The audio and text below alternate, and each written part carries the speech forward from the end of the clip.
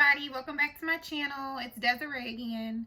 Today I just wanted to talk to y'all about how my experience is going as a med-surg nurse. I've tried to group everything up into 10 points that I want to talk to y'all about. The not so good followed by some of the good, so we can kind of keep it balanced. I don't want to throw a lot of negative energy out there, but I do want to be realistic on how my experience is going. So please stay tuned if you like a little bit more information about that. If you have not been on my channel before, please hit the subscribe button down below. I have a lot more content coming out. I'm just going to jump right into it today, okay? The first thing I want to talk to y'all about in regards to my med-surg experience is the big patient-to-nurse ratio. The patient-to-nurse ratio at the hospital that I work at is 6-to-1. They do try to keep you around 5, but if we're busy, you are responsible for six patients. I'm here to tell you now that once you get off orientation and you are solely responsible for caring for 6 patients, it can be very overwhelming. It's a lot different when you have somebody there to kind of, you know, help you with all your loose ends, make calls for you. But once orientation is over, you're responsible for the total care of 6 people, and that can be a lot because a lot of days everything with all your patients is not going okay.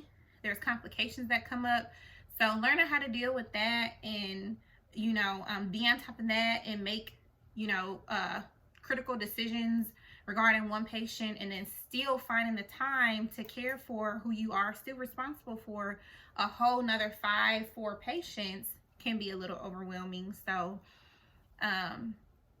that's one thing that I have kind of figured out being a med-surg nurse. Something good is that time does go by fast. I'll look up and it's 2 o'clock. I haven't had lunch yet, but that's a whole nother conversation. But I'll go on lunch, come back, and it's already 3. And this is a cycle, so this continues all day. So I'll look up and it's time to go. It's 6 o'clock. So I need to be getting ready for a report and stuff like that. So that's one thing that I really like about doing med-surg nursing, especially on days. Because I did start off on nights and it was a lot different. But I'll upload a whole nother video about the difference between working on nights and working on days, because it was a lot different. Hold on, my kids are currently running in here. Hi. You want to say hi? Hey. Hi. Okay, hold on, guys. Back to what I was, you know, going at here. The second thing that I feel like, you know, I've had a pretty good experience with since being a med-surg nurse is the idea of not really doing something that I love. Like when I first started, it was okay because, you know, I figured this is an opportunity for me to learn, you know, get outside, think outside of the box, so to speak, and do something that I hadn't really thought about previously, as an opportunity to gain a lot more competence in different areas and a chance to learn a lot more skills and blah blah blah. And I still think, you know, going into this with one positive thing to say is that still holds true. I've learned so much being a med-surg nurse. You're exposed to so much. As far as passion, me being passionate about what I'm doing, I don't feel the passion part. And the problem that creates for me is I want to enjoy going to work. And I'm just being honest, and I'm just being, you know, upfront. I'm not really passionate about my job. I'm passionate about my patients. You know, I create a very good yet therapeutic bonds with my patients, but I enjoy them a lot. I care about them a lot. I love to see them progress from how they were when they first got, you know, admitted to how they are when they're able to discharge. But it's just not something I'm passionate about, and not something that I could see myself long term continuing to do. I don't know if I mentioned this in my previous videos, but I am super passionate about women and children. Like, the whole purpose of me going to nursing school was to go into women and children, whether that be in a clinic setting, whether that be labor and delivery, NICU, postpartum, high-risk pregnancy. That's just my thing. Like, I love that. So as far as passion, like I said, my passion is not in med-surg. A lot of people's aren't in med-surg. I work with so many nurses that are like, they stay because they're used to it. They stay because they know what they're doing now. They're good at their job. But there's not many that are there with passion. And it really does make a difference. And I feel like it takes away from the patient's experience when I'm not passionate about what I want to do. The third thing I want to talk to y'all about is help. I'm going on a year, like I said, for the third time. And I feel like at this point, because I've been there a little while, that a lot of people expect me to know everything and know what I'm doing. And I still don't have that. And I just want to let y'all know that you're not going to have that. You don't get that in 1 year. That's in any field. But I feel like in med-surg, because we have so many patients, a lot of the nurses aren't available really to help you because they're busy. But, you know, some of the ones that are available, they don't want to because they feel like you should know. You know, you're responsible for your own patients. You're an RN and you should know, you know, what to do in any situation, especially stuff that they feel like you should know, like they're super comfortable with it. It might be easy or, you know, first nature to them, and you don't catch on really quick. And that can be frustrating. That can be very frustrating. And it's really, it really doesn't like build confidence, and it makes you not even want to ask for help. At least that's how it makes me feel. And then that can be very stressful. You're scared to ask people for help because you know people really not trying to help. But the good thing with that is I pretty much have a team around me that I get along with, and that's just not here. That's in a lot of settings. Like, I'm super easygoing. I'm a good person to get along with. I try to be very helpful with other people when they need help. The incoming nurses that are just graduating and they're just starting, I help them out with a lot of stuff. So I try to be that for other people. So there are a good group of people that are always willing to help me, that still come up to me, you know, throughout the day and are like, hey, Desiree, you need help with anything? You need me to do anything for you? Struggling with anything?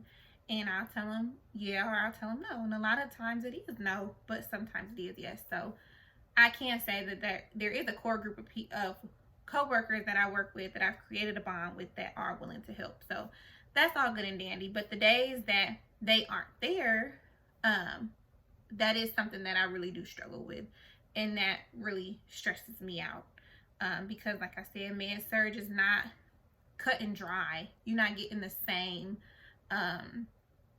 set of patients. You could get some stuff that you ain't seen and you've been there a year and you just now seeing it, because it's such a broad range of people that come up there. So some stuff you have not experienced, you have not checked off on, you haven't had the chance to.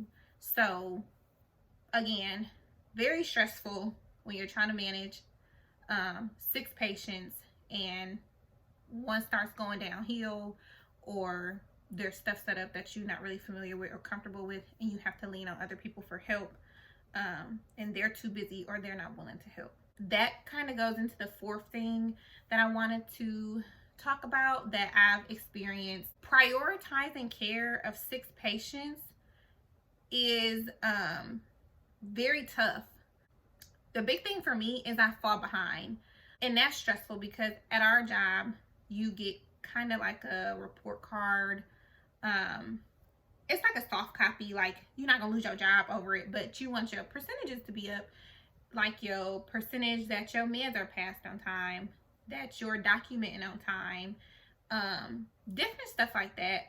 And when you have 6 patients, and like I said earlier in the video, one thing goes downhill, then you have to reprioritize literally all your patients around this one patient, because you are still responsible for them. Even though one person might be critical, you still have to take care of these other patients. There is nobody else up there to take on that load.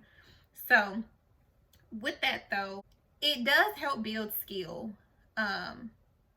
So while I do feel like med-surg is super overwhelming, to be honest, I have gained a lot of skills. Like when I leave for the day, I've learned something every day.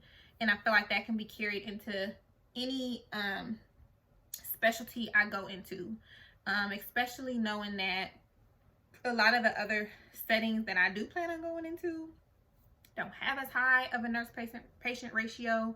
So I feel like this is going to prepare me to take on that, because I'm capable of doing it. Even though it's hard, that's something that I've built up, you know, and I'm continuing to build up while I'm still in med-surg. So that whenever I go down to 2-to-1 ratio or 3-to-1 ratio or whatnot, I feel like I'm okay with that.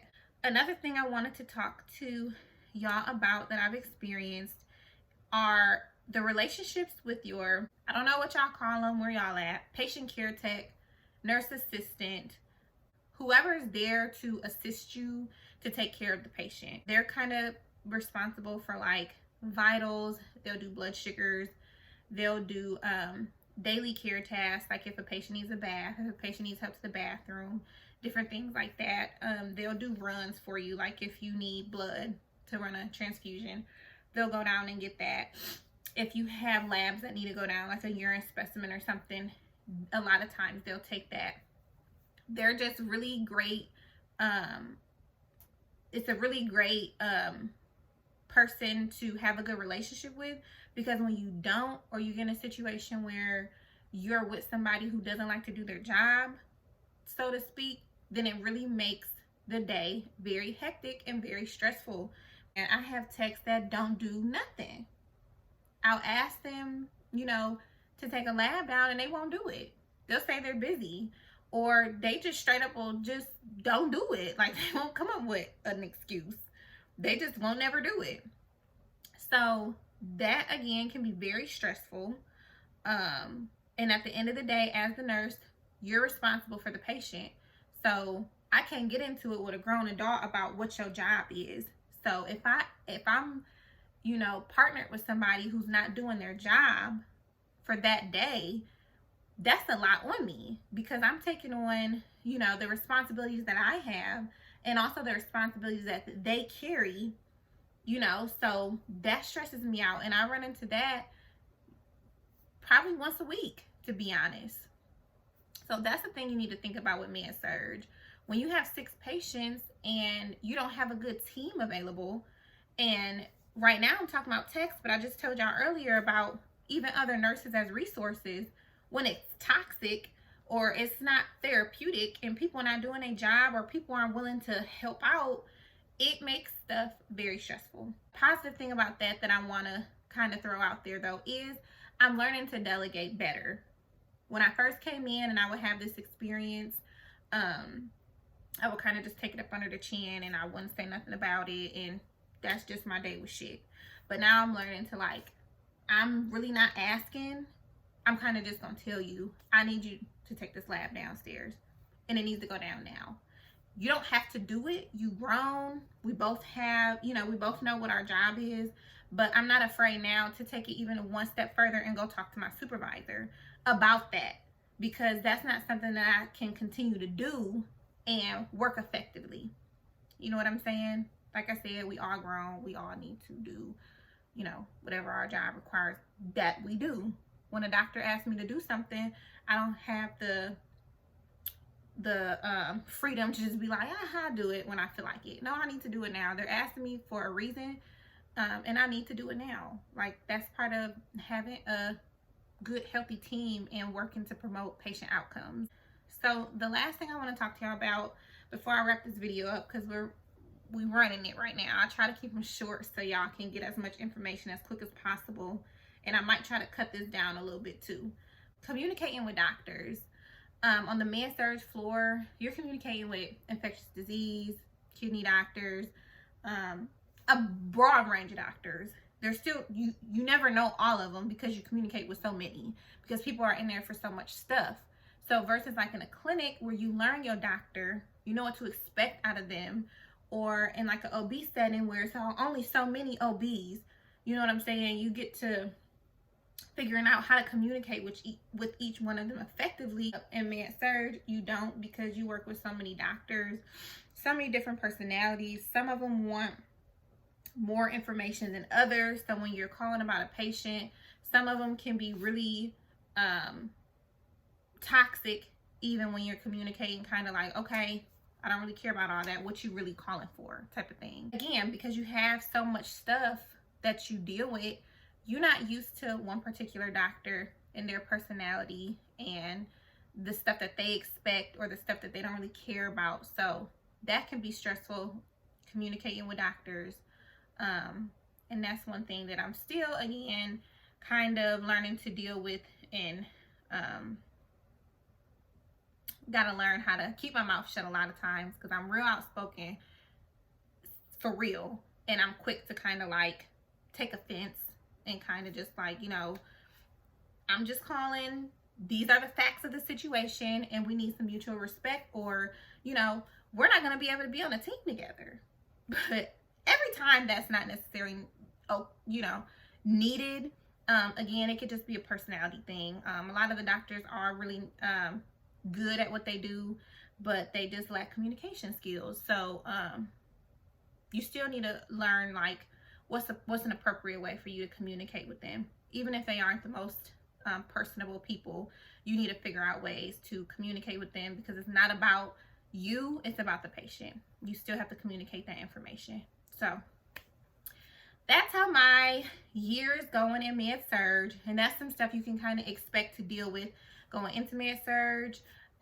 So yeah, thank y'all for watching. If you enjoyed the video, again, please subscribe down below. Gonna be uploading more content here coming soon, so stick with it. All right, y'all, bye.